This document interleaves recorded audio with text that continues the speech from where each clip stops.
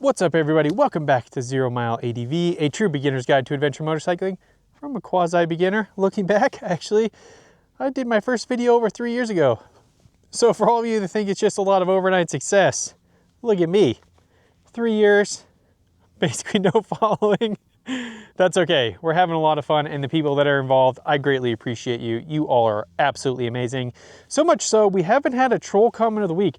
I've been troll hunting quite a bit. I've been trying to say a lot of things to get a lot of these guys featured and just not getting them. So, my internet troll hunting skills are quite lacking these days. However, maybe we'll get some today. So if you want to support the channel and you like what we're doing, go to zeromileadv.com. Working really hard to make motorcycle apparel that doesn't look like you just came off the ski slope or the racetrack or an around the world adventure. So if you could be like me today, get out in the desert, rip a few desert miles, go grab a cup of coffee. And if you're on your GS, I think you got to stop by your local Starbucks. It is mandatory. So go to zeromileadv.com, check us out there. So with that, let's get into today's video. Today, I want to talk about maybe a bigger problem in the adventure motorcycling thing that nobody's really talking about, and that is community.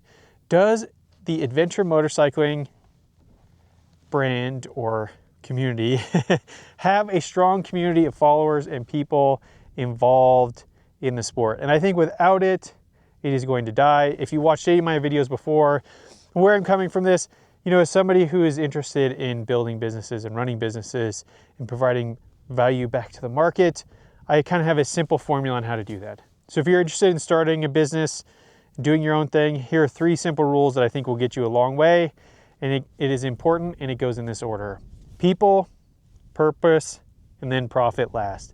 If you work those things first, I think you'll do quite well and things will work out good. And so for me, it's really important that we have to put people first in whatever we're doing. And so when it comes to adventure motorcycling and community, the people are the most important part of it. And if you've seen a lot of my videos on the backcountry discovery route, there's a lot of guys that do them solo, but for me, the greatest thing so far about doing the 2 BDRs that I have is actually just spending 7 days with a bunch of guys, a lot of times I have never met before, and having a lot of fun riding motorcycles, pushing yourself, enjoying some really cool scenery. And so really it's a community aspect. So let's get into the aspects of what makes a good community, where we're lacking, where we're strong, and how we get better. And hopefully with Zero Mile, we can help solve some of these problems and create a really cool, inclusive, and fun community to get everybody involved. If you're a beginner or you're the most epic dirt rider ever, like in fact, I've actually been taking some dirt biking training courses from this local guy here, and to watch him do some things on a dirt bike is just absolutely phenomenal. But anyways, that aside, let's get into it. Okay, number one, when looking up the core values of what makes a strong community, and that is a sense of belonging over image. And here I have to give the ADV community like a 5. Because unfortunately, there is a lot of guys, and I see it on every ride that I go on when it involves a number of ADV riders, and it is like image is more important. There's a couple of things like A, I've got the cooler bike, B, I'm the better rider, and C, I'm really going to kind of put up this wall of defense. And to compare and contrast this with, and this is actually I think another good example, is when you go to a Harley ride, like if you get on a Harley and you go ride, and again, I know like just saying the word Harley Davidson sparks a whole bunch of controversy within the ADV community, which why? It is other people out riding motorcycles. And I'll have another good example on this later, but it shouldn't. And I think that's part of the problem, is that we've got this elitist mentality. It's like, oh, we're not Harley riders, we're not wearing all black leather. But I will tell you, the Harley community has some of the, if you can get past the black leather and some of like the rough kind of tough look, they are some of the coolest and nicest people you will ever meet. And regardless of where you are, if you are on a Harley and you see another Harley rider, in my experience, I get it, this is an N of 1.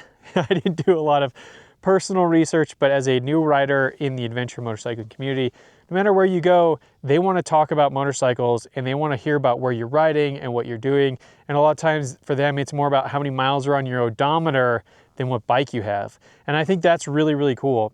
A good example of this is every time I've been on an adventure bike and I've showed up and seen other Harley riders, they want to talk about it. They don't care that it's not a Harley. All they care about is that it's a motorcycle and I'm out riding, and they want to know where I'm riding to, where I've ridden, you know, what those sorts of things that are going on. Now, there's been a couple of times when I've been on group adventure rides, and you will end up in the same spot as a bunch of Harley riders. And without a doubt, every time somebody in the group has to make the comment like, "Oh, look at these hogs," you know, and they just start talking about trash about them. And then next thing you know, one of them will come over and then start talking to us, and you can almost see the demeanor of the other person changing, because it's like they were just sitting there talking all this trash about him, and now they're really just curious, and they think it's super cool that you're also on motorcycles, and they want to know you're riding, what dirt roads are you riding. It is super cool. Now, to the positive side, right? The positive side of this, on a lot of the group rides, there have been some amazing riders that have abilities that are 100 times greater than my own, of my riding ability, because we know I'm not that good. And they have been kind enough to show me how to ride. They've been kind enough to help me get better. And they've been kind enough to support me afterwards, and to invite me out onto other rides, or to keep going. And so that's where I think we're kind of in the middle. Even if you go back to one of my very first videos, go check this out. It's like my very first adventure group ride. I was very open about being new to motorcycles and new to adventure riding. And I was pretty much excluded, and it was a terrible experience. And it made me not ever want to ride with anybody else again. And in the comments, I got hammered. "Oh, you should have known that you had to have X amount of skills to be able to ride." And I think that is exactly the problem with the other 5 points we're missing in the community aspect, is that people are more interested in that you have to have a certain skill set or ability or bike or look or image, or you're not the most badass rider out there to be able to ride in the group. And, you know, for me, I think what's really important is that if somebody's new and they tell you they're new, how do you make them feel like they belong? And how do you make sure that they don't get left behind? And how do you just make sure that you enjoy and have fun that day, right? And, you know, you're not worried about going as fast as possible. Because again, it's just about getting out there and riding and having fun. And if we don't do that, we're going to slowly kick new people out of the community, and who aren't as just tenacious as me to keep fighting to get into it because you like the sport more than some of the people. And so with that, I think we are about halfway there, and I think there's some problems. So leave your comments below.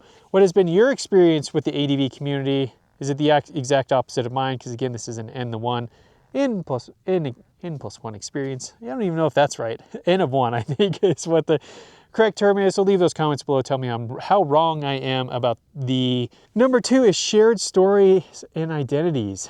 You know, this one is tough for me, because a lot of times on adventure rides, when I've ridden with people that I don't know, and I think that's one of the great things, is just getting to know other people's stories and what brought them there, and why they're out riding bikes, and, you know, what they're doing to have fun. But I think maybe it's not the actual idea of having the same story or background that is important, but that you're out on the bike creating shared stories together, right? There are a couple of guys, actually 2 guys that I rode that I didn't know, and I met them the first time when I rode the Colorado BDR, and then when I rode the New Mexico BDR. Their names are Guy and Florian. Sorry, I had a brain fart there. Florian and Guy, just amazing dudes, right? Just super cool guys. They've been friends forever. I think they grew up in Alaska together. So it was like really cool to hear their stories of like what it was like to grow up in like Central Alaska. I think they grew up in Fairbanks. And so if you guys are watching this, shout out to you guys. But again, I think it was really cool to learn their stories. And then when we rode New Mexico together, it was like we were coming back. We had this shared story and adventure of riding Colorado together, and we were able to carry that into New Mexico, and it just created for a really cool experience. And even our last night, they came by my hotel room to say goodbye, which was really special and unique. And I think that was awesome, right? It's just those moments of creating shared stories together and creating adventure with people. They will kind of like, you'll never forget them, right? I will never forget Guy and Florian, and then riding together with them. And when they decided that they were going to ride faster than me in my terrible riding skills down Hagerman Pass, and they wiped out. And never again will they pass Clint after that day. But again, it's these shared stories that I think really make adventure riding unique. And so with that, I think just the aspect of being out together and riding, you create a lot of shared stories. So I think we're at like a 9 there. I think we're pretty close to like having almost as perfect of an aspect of that as possible. And being able to share and talk about those stories over an amazing cup of coffee makes it even better. Number 3, strong communities seem to have a mutual support and reciprocity. That in my experience, and I think this is my pro tip. So if you are new and you're watching my videos, hopefully you are, because if you're really good, I'm not sure why you watch my videos, but I'm happy that you're here. Anyways, you know, like when pro tip. So again, back to my pro tip. If you do a guided BDR, you know, ride in the back, because generally the sweep is really, really good. And then you'll have somebody basically watching your riding ability for, you know, almost 5 to 7 days straight, and they can give you a lot of tips. And I've just met some really cool people. I talk about them all the time. Chip and JP. Chip was the sweep on my Colorado BDR, and JP was the sweep on my New Mexico BDR. And shout out to JP, he has been incredibly helpful and supportive in 0 Mile, and he's, I think, probably our first branding ambassador. Chris Birch trainer, like super amazing dude. And he was willing to help me free of charge. I kept telling him, I'm like, dude, I got to pay you for this. You know, I should be paying you for your time. You charge other people for this, but yet right now I'm getting it for free, right? Although, you know, he was getting paid to do the tour, I think. So maybe he was getting paid. So, and my entry fee kind of paid him. So maybe I quasi paid you, JP. So now looking back at it, I did pay you for that advice. Anyways, but, you know, it's like, you know, people are, in my experience, once you get to know people and you're with a few dudes, I think that support and wanting to help others is there. On every group ride I've done, there's always the guy who's like, I'm the fastest, I'm the most bestest. That's not even a word, but we're using it today. I'm the most bestest rider there is. And they're doing like 85 miles an hour down a 35 mile an hour dirt road just because they want to show you that they can. And there's always going to be those guys. But in my experience, the group to get, you know, generally is like really supportive. On the Colorado BDR, we had a guy that wiped out pretty hard, and, you know, I think he got knocked out, and then he blacked out later on. And of course, all the guys just rallied together like, hey, how can we help him? How can we get him out of here? How can we make sure his like trip isn't ruined? Luckily, we were like towards the end. You know, when I was on the struggle bus on Ophir Pass, it was only Chip who helped me. Everybody else dusted me and left me at the bottom while I was just on the struggle bus trying to figure that out, because that was really hard.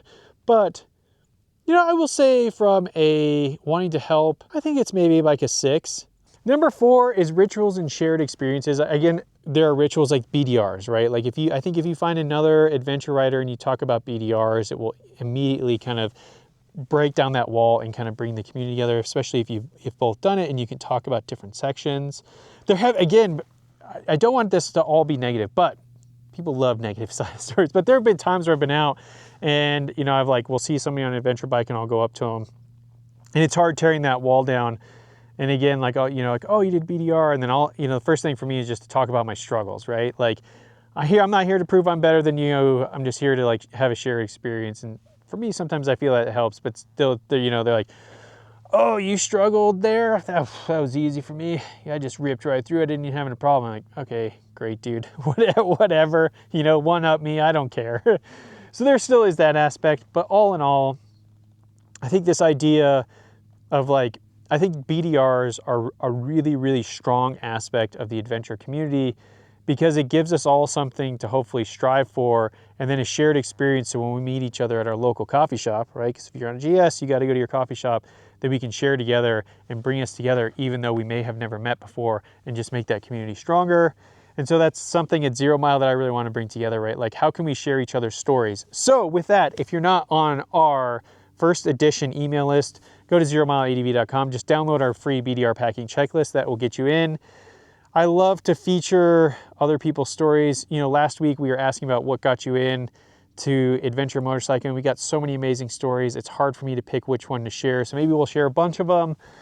But, you know, to get your short, I think that's one important thing that I can do, is be the central point to help share other people's stories amongst the community and bring us together. So it's one thing I'm working hard on. Number 5 is accessibility and openness. The door is always open to new members of the community. This, I think, is where we're struggling. I think this is a 2. Going back to what I talked about earlier, I won't harp on it too much, but I did my first video on my first ADV group ride, not welcoming at all. Compare that with my first Harley group ride. the most welcoming thing I've ever been a part of. And everybody wanted to make sure I had an amazing time. So it's like, we as an ADV community really need to work on the openness and allowing people of all abilities into the ride.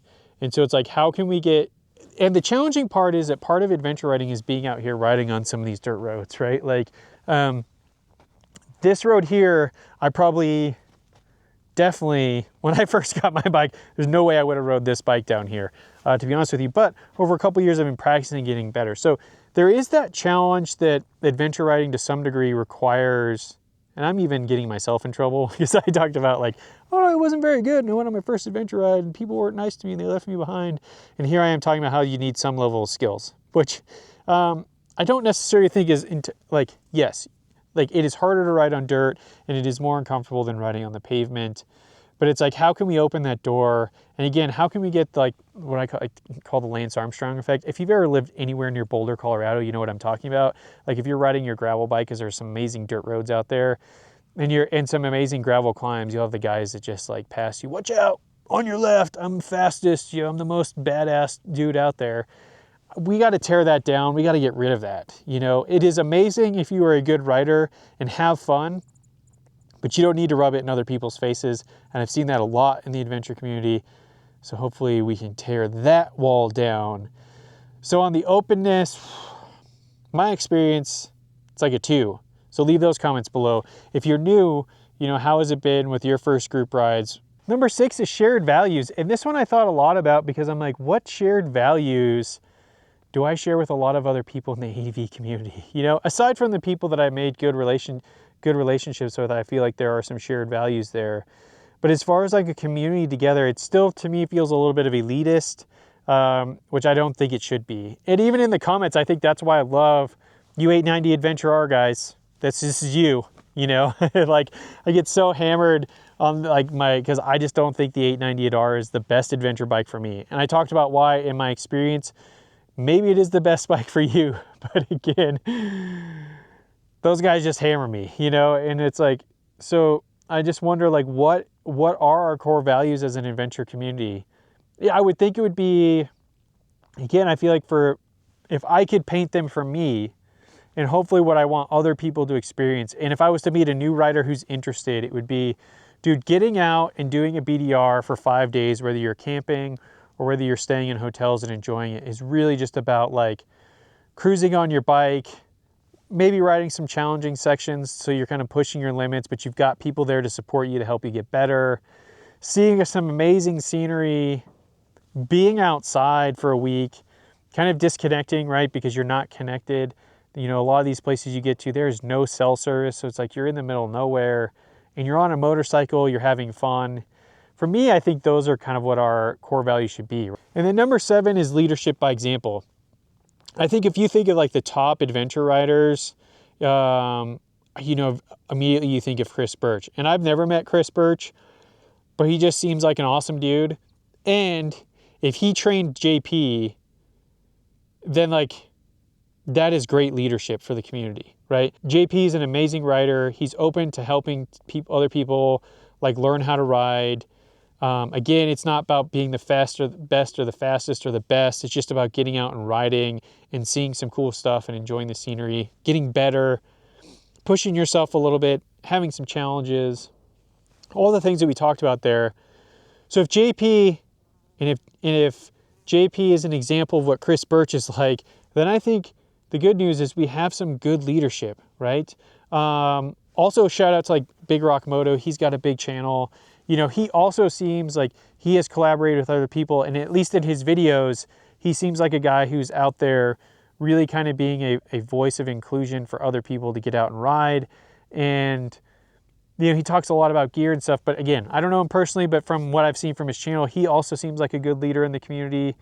Dork on the Road, he's another one. He has a pretty decent sized channel, and he's out there talking about adventure bikes. He also seems like, you know, a good voice of the community and talking about different aspects. And he talks a lot about smaller, more affordable bikes, which we talked a lot about in our other video. So yeah, what are your thoughts? Do we have a good community? Are we lacking? If we look back over all, what was it, 7 of those key aspects that make a community, I feel like we're 60% of the way there because there are some areas where we really shine and there are some areas that we are lacking.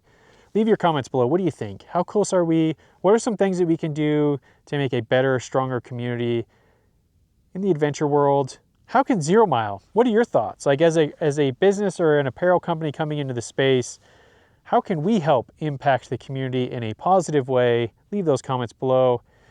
And if you want to continue this conversation and talk about one other thing that I think is a tough entry point into adventure motorcycling, you can check it out here.